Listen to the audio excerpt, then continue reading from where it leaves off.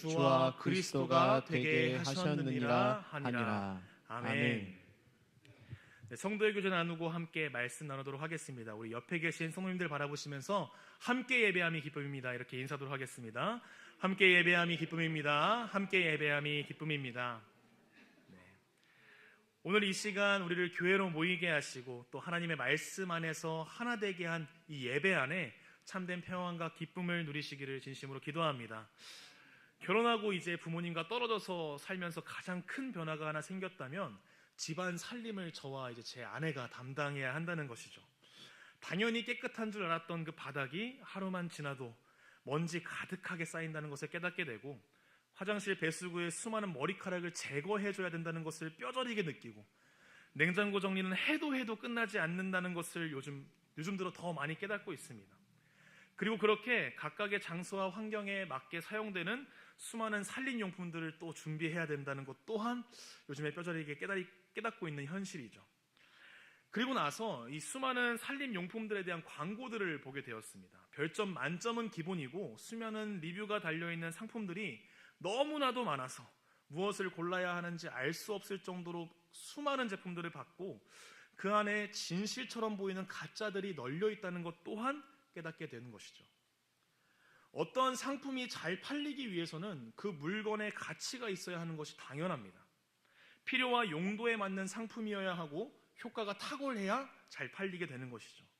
그러나 요즘 시대는 상품의 절대적인 가치보다 사람이 만들어내는 인위적인 가치가 더 중요해져 버린 시대가 되어버린 것 같습니다.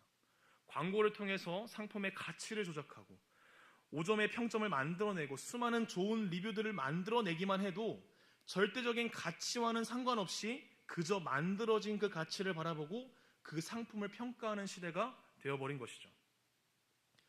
그래서 이제는 별점과 리뷰를 통해서 좋은 물건과 나쁜 물건의 차이를 알 수 없는 지경에 이르게 되었습니다.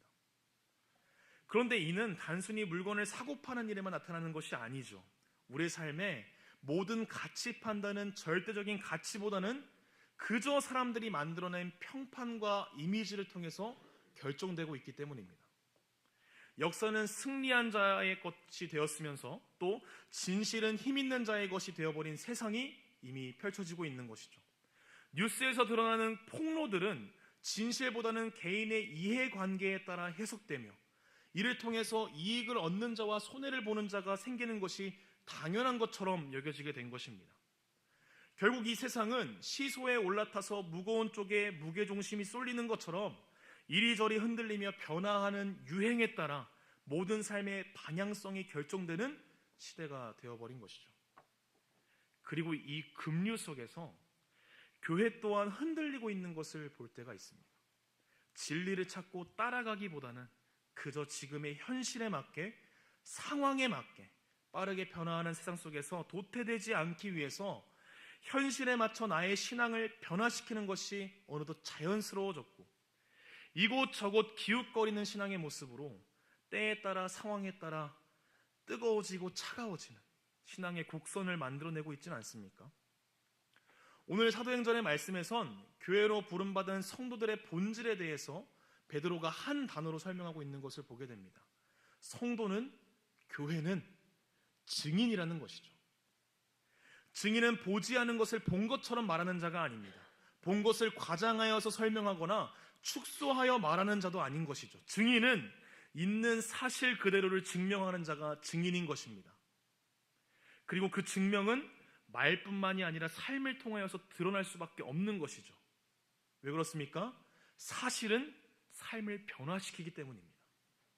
오늘 우리에게 주어진 이 사도행전의 말씀을 통하여서 추측이나 판단으로 결단하지 않으며 상황에 따라 변하는 신앙의 모습이 아니라 진리를 증거하며 진리를 따라 행동하는 예수님의 증인되기를 결단하는 시간이 되기를 진심으로 바랍니다. 오순절에 함께 모인 성도들에게 성령이 임재하였습니다. 그리고 그 자리에 큰 무리들이 모이기 시작한 것이죠. 그리고 그 큰 무리 앞에서 베드로가 앞장서서 큰 소리로 외치기 시작했습니다. 오늘 우리가 바라본 이 사도행전 2장의 말씀이 사도행전에 나타난 첫 설교이자 복음을 선포하는 외침이었고, 이를 통해서 3,000명이 회심하고 세례를 받게 되었으며 초대교회가 예루살렘에 세워지게 됩니다. 그리고 그들의 믿음에 신학적인 토대가 세워지는 순간이자 하나님 나라의 확장이 본격적으로 교회를 통해서 드러나게 된 가장 중요한 시간입니다. 이 설교를 듣는 회중들에 대해서 베드로는 이렇게 말하고 있는데요. 우리 함께 사도행전 2장 14절의 말씀 함께 읽도록 하겠습니다. 시작. 베드로가 열한 사도와 함께 서서 소리를 높여 이르되 유대인들과 예루살렘에 사는 모든 사람들아, 이 일을 너희로 알게 할 것이니 내 말에 귀를 기울이라. 아멘. 오늘 말씀에 등장하는 청중들은 유대인들과 예루살렘에 사는 모든 사람들이라고 말을 합니다. 여기에 등장하는 이들은 누구였습니까? 예수님을 유대교 이단자로 공표하고 신성을 모독했다는 죄명으로 예수님을 십자가에 못 박아 죽인 사람들이었습니다. 베드로는 지금 그들 앞에 서 있는 것이죠. 예수를 따르던 120명의 사람들은 함께 모여 기도하며 각 언어로 하나님의 큰일을 말하였던 그 순간에 그들 앞에 지금 예수님을 십자가에 못 박아 죽인 자들과 그 일에 동참하였고 또한 방관하였던 자들이 모여 있습니다. 그리고 그들 앞에 선 베드로는 딱 두 가지의 목적을 가지고 있음을 선포합니다. 오순절 성령 강림의 사건을 바르게 알게 하는 것과 명백한 사실을 전하는 일이었죠. 먼저 베드로는 이 오순절에 일어난 사건을 요엘서를 통한 선지자의 예언과 연결시키는 것으로 설교를 시작하는데요. 그들이 지금 취하여 헛소리를 하는 것이 아니라 하나님을 통하여서 약속된 그 구원의 성취와 이스라엘의 회복이 지금 이 자리에서 시작되었다라고 말하고 있는 것입니다. 사도행전 2장 17절의 말씀 제가 읽어드리겠습니다. 하나님이 말씀하시기를 말세에 내가 내 영을 모든 육체에 부어주리니. 아멘. 베드로는 분명하게 이야기를 하고 있는데요. 마지막 때가 이르렀다라고 선포합니다.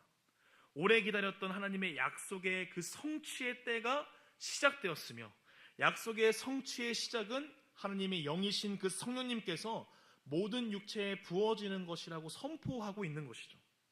새 시대가 시작되기 전 그 구약 시대에는 몇몇 사람들에게만 특별한 경우에 특별한 권능을 하나님께로부터 받기 위해서 부어졌던 그 하나님의 영이 이제는 모든 육체, 나이와 성별과 계층에 상관없이 하늘로부터 마른 땅에 퍼부어지는 폭우와 같이 임할 것이고 또한 임했다라고 증언하고 있는 것입니다. 이 말씀은 어느 누구도 이 은혜를 받는 것에 있어서 거부되지 않을 것이며 하나님께서 우리에게 행하실 것임을 말하는 것이고 또한 이를 통해서 하나님께서 특정한 누군가를 통하여 그들의 백성을 만나지 않으시고 하나님께서 각각의 백성을 직접 인도하실 것이라는 그 사실을 선포하고 있는 것입니다. 그리고 이러한 특권은 단 하나의 길을 통해서 주어질 것임을 선포하고 있는 것이죠. 우리 함께 사도행전 2장 21절의 말씀 함께 읽도록 하겠습니다. 시작. 누구든지 주의 이름을 부르는 자는 구원을 받으리라 하였느니라. 아멘. 이 선포는 그 당시를 살아가던 사람들의 모든 가치관과 세계관 그리고 가치 체계를 변혁시키는 일이었습니다. 그 당시의 세계 그 자체였던 로마의 통치와 이스라엘의 종교 지도자들을 통해서만 이루어졌던 그 예배와 세상에서 바라볼 때 귀한 것과 귀하지 않은 것으로 나누어졌던 그 모든 것들을 전부 다 예수 그리스도의 통치 아래 본래의 모습으로 회복되게 되었다는 것을 선언하고 있는 것이죠. 그리고 지금 이 선언은 지금을 살아가는 우리들에게도 동일하게 임하는 삶의 변혁의 선언인 줄 믿습니다. 수많은 가치관이 서로 뒤섞여서 무엇이 옳고 그른지 판단하지 못하고 판단하는 것 그 자체를 오만함이라고 비웃는 이 시대 속에서 교회와 모스크와 현대의 부와 사치를 향한 찬사와도 같은 그 건물들이 뒤섞인 현실을 바라보면서도 또한 자신만의 가치 체계 속에서 각각의 진리를 자랑하는 이 현실 속에서도 우리는 예수 그리스도가 걸어가는 그 길을 뒤따라가는 그리스도인이 되어야 한다고 오늘 베드로는 선포하고 있는 것이죠. 우리 로마서 12장 2절의 말씀 함께 읽도록 하겠습니다. 시작. 너희는 이 세대를 본받지 말고 오직 마음을 새롭게 함으로 변화를 받아 하나님의 선하시고 기뻐하시고 온전하신 뜻이 무엇인지 분별하도록 하라. 아멘. 아멘. 이것이 그리스도인이 된 우리의 삶의 모습이 되어야 하는 것이죠. 신국원 교수님의 저서에 이런 글이 하나 있었는데요. 아브라함 링컨은 나이가 40이 되면 자기 얼굴을 책임져야 한다고 했다. 그 절반인 20대에 얼굴 전체는 아니더라도 눈, 곧 안목을 책임져야 한다. 우리 같이 한번 읽어볼까요? 세상을 제대로 바라볼 안목을 갖추는 것이 인생을 좌우한다. 안목에 따라서 인생의 중요한 가치가 바뀌고 주어진 현실에 대한 해석이 바뀌는 것처럼 그리스도인의 안목은 예수님을 닮아야 한다는 것입니다. 그리하여서 베드로는 지금 그들 앞에서 당당하게 고백할 수 있는 것이죠. 예수님을 십자가에 못 박고 방관하고 방치했던 그들 앞에서 이렇게 고백하는 것입니다. 23절의 말씀 제가 읽어드리겠습니다. 그가 하나님께서 정하신 뜻과 미리 아신 대로 내준 바 되었거늘 너희가 법 없는 자들의 손을 빌려 못 박아 죽였으나. 아멘. 예수님의 죽음은 인간의 선택과 결정으로 이루어진 일이 아니라 하나님께서 인류의 죄를 대속하시기 위해서 이루신 하나님의 일이며 너희 모두는 죄악 가운데 예수를 못 박은 죄인 법 없는 자들이라고 강하게 비판하고 있는 것입니다. 세상에 눈치 보지 않고 세상을 두려워하지 않으며 오직 진리 안에 거하며 진리를 행하는 그리스도인으로 베드로는 지금 이 자리에 서 있는 것입니다.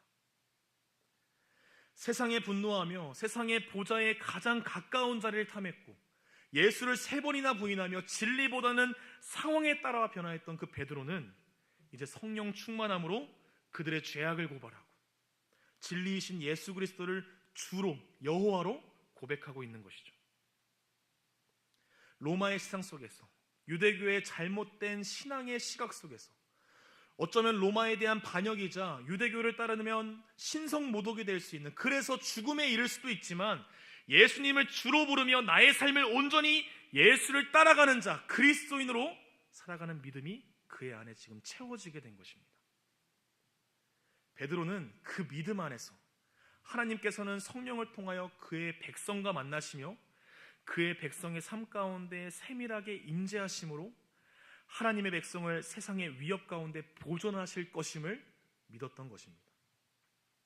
사랑하는 성도 여러분, 반석 위에 세운 집은 비가 내리고 홍수가 나도 바람이 불어도 그것이 모두 다 집에 몰아쳐도 무너지지 않는 것입니다. 그 이유는 무엇입니까? 하나님은 예수님을 믿는 그의 백성을 보존하시며 지금 이 순간도 여전히 인도하고 계시기 때문입니다. 이 시간 하나님께서 성령 충만함으로 우리의 안목을 변화시켜 현실을 분별하는 지혜를 여기 모인 모두에게 부어주실 줄을 진심으로 믿습니다. 그리고 베드로는 이제 그러한 그리스도인의 모습을 한 단어로 규정하고 있습니다. 우리 함께 사도행전 2장 32절의 말씀 한 목소리로 읽도록 하겠습니다. 시작. 이 예수를 하나님이 살리신지라 우리가 다 이 일의 증인이로다. 아멘. 베드로는 예수님의 부활을 증거하며 살아가는 그리스도인의 삶에 대해서 단 한 단어로 설명합니다. 증인. 증인은 앞서 말했던 것처럼 있는 사실에 대하여 증명하는 사람인 것이죠. 이를 통해서 베드로는 그리스도인의 분명한 삶의 방향성과 복음에 대한 바른 인식을 우리에게 보여주고 있습니다. 부활은 사도들이 만들어낸 개념이나 신화나 날조된 이야기가 아니다. 또한 부활은 바로 증인인 사도들이 경험하고 진실임을 아는 사건이며 부활은 어떠한 다른 사건에 대한 해석이나 상징이나 비유가 될 수 없는 역사적인 실제적 사건이라는 것이죠. 그리고 이 부활은 증인들의 우리의 안목을 변화시키며 우리의 인생의 방향을 예수 그리스도로 고정시키는 실제적인 삶의 변화를 일으키는 사건이라는 것입니다. 사랑하는 성도 여러분, 이러한 고백이 우리의 고백이 되길 진심으로 기도합니다. 가슴이 뜨거워지며 눈시울이 붉어지는 이 고백이 메말라가는 우리의 삶 가운데 하나님께서 내리시는 은혜의 장맛비가 되길 진심으로 기도합니다. 우리 함께 사도행전 2장 36절의 말씀 함께 읽도록 하겠습니다. 시작. 그런즉 이스라엘 온 집은 확실히 알지니 너희가 십자가에 못 박힌 이 예수를 하나님이 주와 그리스도가 되게 하셨느니라 하니라. 아멘. 하나님께서 십자가에 못 박히신 예수님을 주와 그리스도가 되게 하셨다고 베드로는 고백하고 있습니다. 세상의 주인이자 여호와로, 그리고 그리스도, 히브리식으로 표현하면 메시아, 유일한 구원자로 예수님을 소개하고 있는 것이죠. 이를 통해서 베드로는 온 유대인과 예루살렘에 모인 모든 사람들과 그곳에 있던 이방인들에게 이렇게 선포하고 있는 것입니다. 세상의 유일한 해답은 오직 예수 그리스도라는 진리를 선포하고 있는 것이죠. 그러기에 우리의 신앙은 단순히 우리의 상황에 따라 변할 수 있는 것이 아닌 것입니다. 세상의 풍조에 이리저리 흔들릴 수 있는 것이 아니라는 것이죠. 우리가 너무나도 잘 알고 있는 이 요한복음 3장 16절의 말씀, 하나님이 세상을 이처럼 사랑하사 독생자를 주셨으니 이는 그를 믿는 자마다 멸망하지 않고 영생을 얻게 하려 하심이라. 아멘. 그리고 그렇게 죽었던 예수가 다시 살아나셨다는 사실이자 진리인 것입니다. 어떠한 논리로도 흔들 수 없는 엄연한 사실과 진리 앞에 우리의 믿음이 뿌리 박혀 있어야 한다는 것이죠. 이러한 믿음으로 부활의 주님이 지금 예배 가운데 나온 우리와 함께 하시며 나의 삶의 가장 세밀하며 은밀한 그 순간 속에서도 우리의 마음속에 성령님으로 함께 하시며 여전히 우리의 삶을 빛 가운데로 인도하고 계신다는 그 사실이 지금 우리를 살게 한다는 것을 바라봐야 한다는 것입니다. 각박한 현실을 살아가며 하루하루 메마른 광야와도 같은 우리의 삶 가운데서도 초대교회의 증인들처럼 성령의 충만함을 구하며 나의 삶을 채우시며 세상 가운데 승리하게 하시는 그 하나님을 바라보며 살아가야 한다는 것입니다. 이제 말씀을 정리하도록 하겠습니다. 제 아내는 지금 북수원의 어느 교회에서 영화부 사역을 하고 있는데요. 담임 목사님께서 그렇게 소개를 해주셔가지고 아내는 이제 저의 신대원 1년 선배님이십니다. 그래서 저희 부부는 서로 사역에 대해서 정말 전문적으로 그리고 솔직하면서도 가끔은 서늘한 피드백을 주고받곤 합니다. 가끔 이런 말을 할 때도 있는데요. 당신이 그러고도 사역자야? 이렇게 이야기할 정도로 서로 객관적인 피드백을 나누고 있습니다. 이 이유는 서로 도움을 주고받기 원하고 또한 객관적인 시각으로 각자의 사역을 좀 바라봐주고 또 서로 잘할 수 있는 분야와 잘 못하는 분야가 나뉘어져 있기 때문에 각각의 의견을 잘 받아서 서로의 사역에 도움이 되기 위해서 힘쓰고 있는 것이죠. 그런데 이러한 좋은 선한 의견 나눔이 서로를 향한 상처가 될 때가 있습니다. 서로를 위한 말을 하기보다 그저 자신이 아는 것, 옳다고 여기는 것에서 벗어난 행동을 지적하는 경우에 서로를 향한 도움이 아닌 날선 칼처럼 서로에게 상처를 주게 되는 것이죠. 그래서 이제는 서로에게 좀 상처가 되는 말을 했을 때 손을 들고 이렇게 얘기합니다. 지금 말이야, 나 너무 상처받았어. 이렇게 이야기하면 바로 사과를 하고 다시 이제 정정을 하는데요. 이를 통해서 한 가지 깨닫게 되는 게 있다면 진리는 우리를 단단한 반석 위에 서게 하지만 연약한 우리는 때로 이 진리를 무기 삼아 자신을 드러내고 영적인 우월감에 취하는 죄를 짓게 된다는 것입니다. 워렌 워스비 목사는 그의 저서에서 이런 말을 한 적이 있는데요. 사랑이 없는 진실은 냉혹하며 진실이 없는 사랑은 위선입니다. 다시 한번 읽어드리겠습니다. 사랑이 없는 진실은 냉혹하며 진실이 없는 사랑은 위선입니다. 사랑하는 성도 여러분, 우리의 진리는 사랑을 통해서 나타나야 하는 것이죠. 진리의 증인된 삶은 오직 사랑을 통해서 나타나야 하며 사랑 안에서도 진리가 없다면 그것은 사랑이 아니라는 것을 잊지 말아야 한다는 것입니다. 우리 함께 베드로후서 1장 5절부터 7절의 말씀 함께 읽도록 하겠습니다. 그러므로 너희가 더욱 힘써 너희 믿음의 덕을, 덕의 지식을, 지식의 절제를, 절제의 인내를, 인내의 경건을, 경건의 형제 우애를, 형제 우애의 사랑을 더하라. 아멘. 베드로는 오순절 성령 강림 사건 이후 진리의 증인으로 세상 앞에 섰습니다. 그리고 그의 선포는 3,000명을 회개시키고 세례받는 놀라운 사역의 결실로 나타났죠. 우리가 이러한 말씀을 통해서 바라볼 때 복음으로 돌아선 그 회심의 순간에 우리의 이목을 집중시킬 때가 많이 있습니다. 3,000명이나 돌아왔대. 세례를 받고 그리스도인이 되었대. 하지만 그 귀한 사역의 결실은 그것으로 끝이 아니었습니다. 더 귀한 사역의 열매가 뒤에 적혀 있죠. 우리 함께 사도행전 2장 42절과 47절의 말씀 함께 읽도록 하겠습니다. 시작. 그들이 사도의 가르침을 받아 서로 교제하고 떡을 떼며 오로지 기도하기를 힘쓰니라. 하나님을 찬미하여 또 온 백성에게 칭송을 받으니 주께서 구원받는 사람을 날마다 더하게 하시니라. 아멘. 베드로의 설교는 그들의 마음을 찔리게 만들었다고 성경은 기록합니다. 헬라어 원문으로 보면 마음이 찔린다라는 이 단어를 심한 고통이나 찌르는 듯한 아픔의 표현으로, 마음의 아픔의 표현으로 사용되고 있는 것을 보게 되는 것이죠.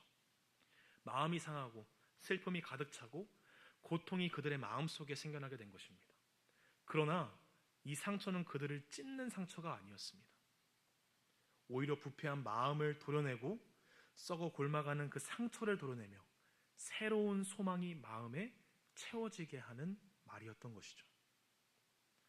예수님의 증인은 그가 가진 진리를 사랑으로 보여주는 그리스도인이 되어야 하는 줄 믿습니다.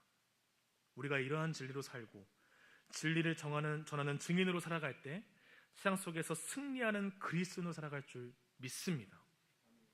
세상의 안목에 흔들리지 않고 오직 예수 그리스도의 안목으로 세상을 분별하며 우리에게 주어진 사실, 그 진리를 의지함으로 또한 예수님이 이 땅 가운데 보여주셨던 그 사랑의 모습으로 나에게 주어진 하루를 채워가는 그 하루하루의 삶이, 그 증인의 삶이 우리를 그리스도인 되게 하는 줄 믿습니다.